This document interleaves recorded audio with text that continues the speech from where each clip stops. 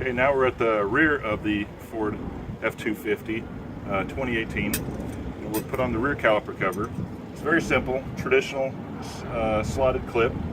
Just simply set it in place, get it kind of centered, slide in the clip right above the rotor. Now what I'm looking for here is I like to get this part of the bridge right into that corner. So I like to pull that bridge right into that corner right there. That's the best setup, and of course the clip is all the way in up against the casting right there. I'll set in the bottom one. Looking for those same features. Lock it down, 25 inch-pounds.